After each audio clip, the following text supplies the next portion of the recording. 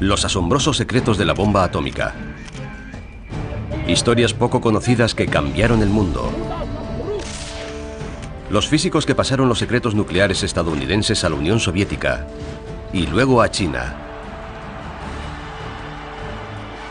El israelí que reveló al mundo los secretos nucleares de su país. Lo cerca que estuvo la crisis de los misiles de Cuba de una guerra total. Y cómo un aliado fundamental de Norteamérica en la guerra contra el terrorismo vendió tecnología nuclear a Irán. Descubran revelaciones sorprendentes sobre la aterradora proliferación de las armas nucleares.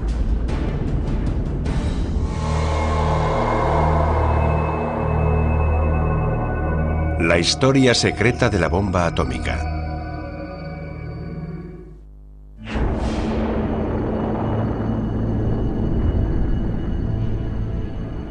Es una escena de un poder sobrecogedor.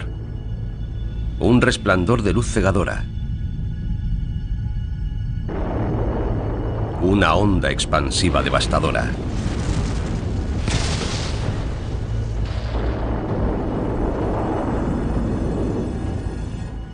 Y una nube en forma de champiñón, hermosa y aterradora a la vez.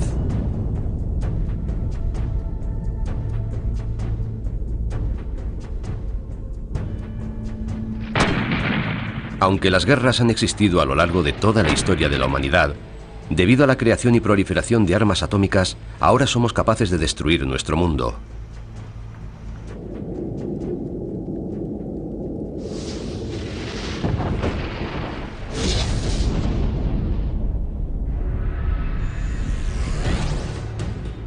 En la actualidad, 9 países poseen este poder aterrador.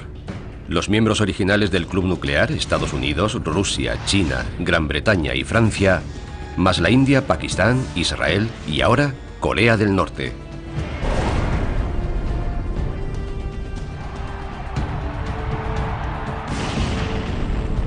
La capacidad de crear destrucción nuclear masiva ha pasado de las manos de las grandes naciones a las de los países pequeños, los grupos e incluso personas individuales.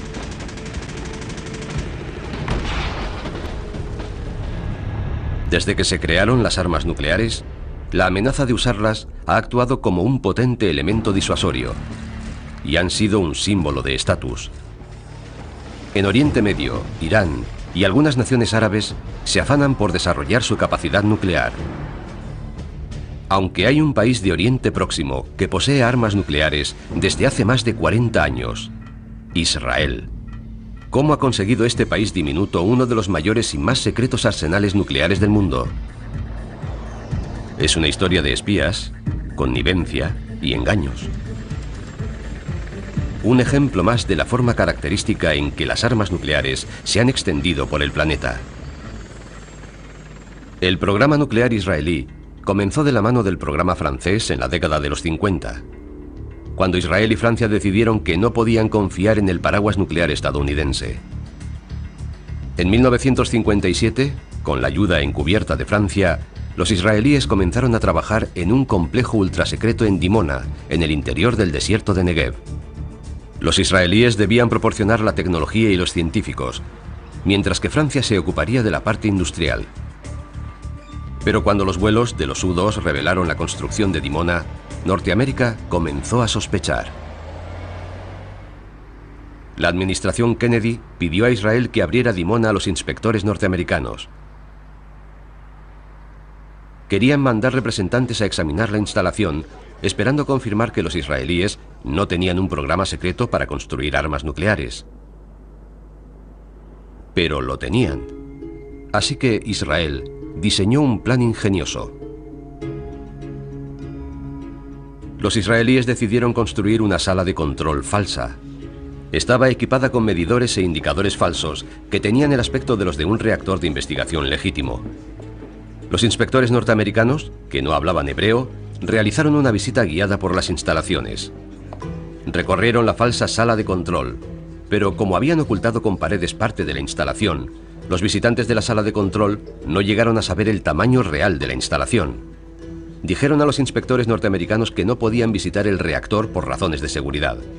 La instalación israelí tenía una planta subterránea de procesado con ascensores secretos, cuya existencia los inspectores norteamericanos no llegaron ni a sospechar. Los israelíes estaban literalmente desarrollando su programa nuclear bajo los pies de los inspectores norteamericanos. Los expertos creen que en la época de la Guerra de los 6 Días, en 1967, Israel había ensamblado ya 2 artefactos nucleares. Israel es un miembro secreto del Club Nuclear. Y si la situación hubiera empeorado mucho, Israel podría haber detonado un artefacto nuclear en Egipto y otro en Siria.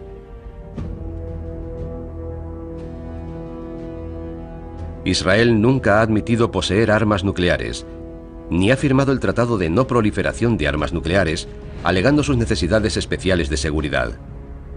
Aunque Israel tiene un arsenal nuclear, opina que no puede permitir que los países árabes lo tengan. El 7 de junio de 1981 se lo dijeron de forma tajante a Saddam Hussein. Saddam Hussein consolidó su poder en Irak durante la década de los 70. Estaba decidido a tener armas nucleares. A finales de la década se asoció con Francia para construir un reactor nuclear para producir plutonio para aplicaciones militares. El reactor se encuentra en Osirak, cerca de Bagdad. Irónicamente lo construyeron los franceses, que habían ayudado a Israel a construir el reactor de Dimona. En 1981 Israel se enteró de que Osirak estaba a punto de ser operativo.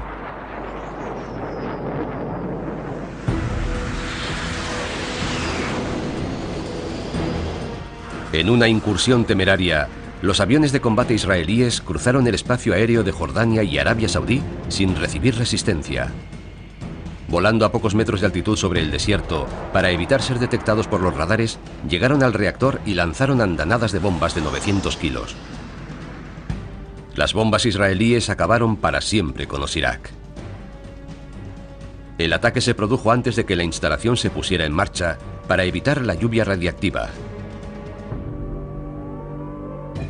Israel seguía expandiendo en secreto su arsenal nuclear, aunque se negaba a reconocer su capacidad nuclear. Pero a causa de una historia poco conocida y digna del mejor guión de Hollywood, en 1986 a Israel se le cayó la careta. Mordecai Vanunu era un ingeniero de nivel medio que trabajaba en la instalación de Dimona. Era contrario al programa israelí de armas nucleares.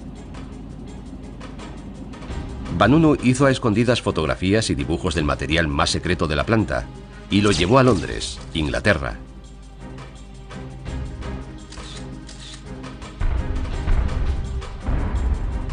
Vanunu intentó vender su historia al Sunday Times. Estaban impresionados, pero antes de publicarlo tenían que verificar los datos. Mientras esperaba el visto bueno del periódico, Vanunu se dedicó a recorrer Londres. Pero Vanunu no estaba solo. Los agentes israelíes lo habían seguido. Entabló una conversación con una mujer atractiva.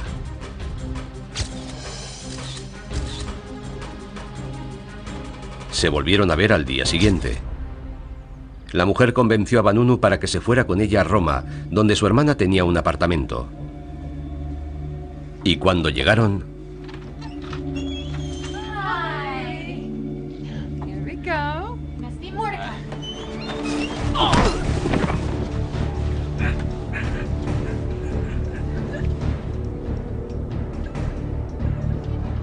Una semana más tarde, Vanunu estaba en Israel, en el cuartel general del Mossad, acusado de traición.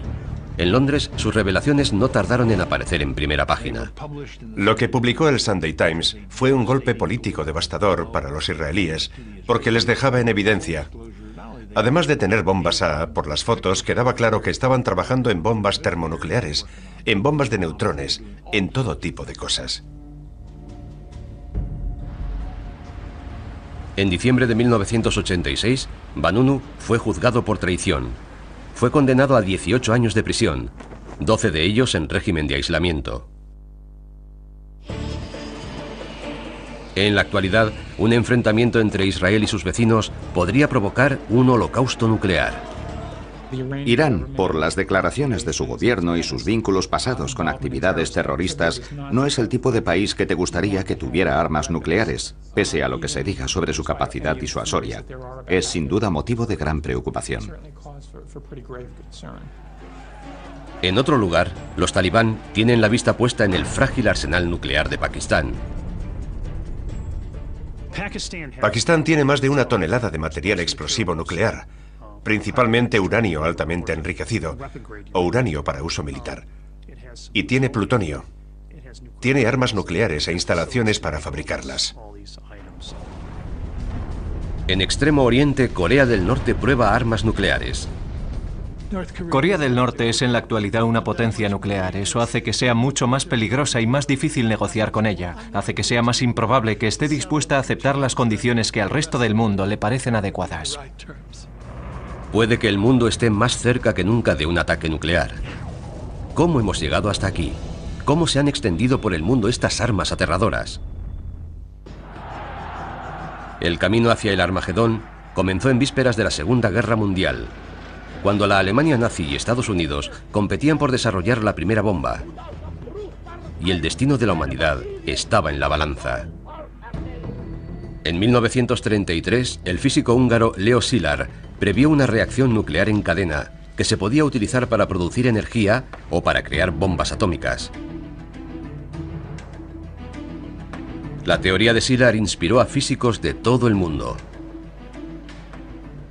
En 1938, 2 químicos alemanes bombardearon una solución de uranio con neutrones para comprobar si había cambios químicos. Y se llevaron una sorpresa enorme. Ocurrió algo inesperado. Había elementos en la solución que no deberían estar allí.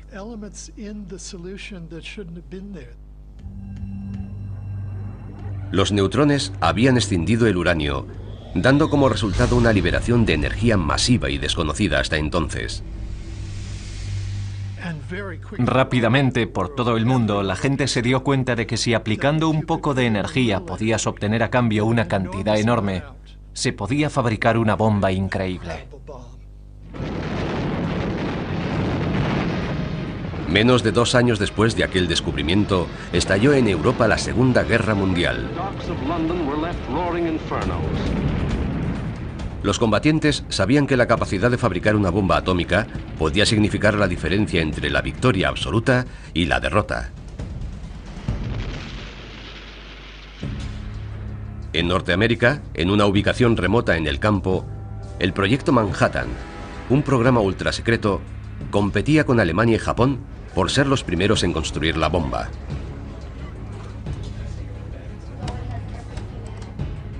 Algunos de los físicos más brillantes del mundo, muchos de ellos refugiados, trabajan en este laboratorio militar de Los Álamos, Nuevo México. Durante la guerra, los científicos de Los Álamos no sabían lo que pasaba en Berlín. Sospechaban que estaban haciendo progresos enormes, porque habían sido los iniciadores. Su preocupación estaba justificada. Los aliados sabían que los esfuerzos de Alemania eran grandes y que podían dar resultados pronto, pero los alemanes necesitaban agua pesada, almacenada en la planta de Norsk, en la Noruega ocupada. Para hacer funcionar el reactor necesitaban grafito muy puro o usar agua pesada como moderador. La planta de agua pesada de Norsk tuvo una importancia enorme en el desarrollo de la guerra y también en la seguridad de la civilización occidental. En una osada acción de comando, los aliados destruyeron la planta.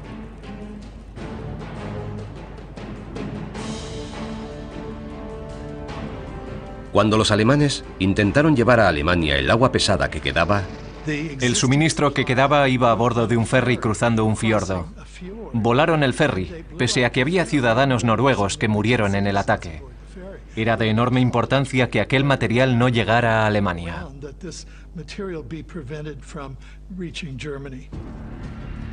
Pero los alemanes no eran los únicos enemigos que buscaban dominar el mundo. En la década de 1940 los japoneses también participaban en la carrera por construir la bomba atómica. El profesor Yoshio Nishima, un ex socio de Albert Einstein, estaba al frente de los esfuerzos japoneses. El 9 de marzo de 1945, Estados Unidos envió 300 B-29 a Tokio,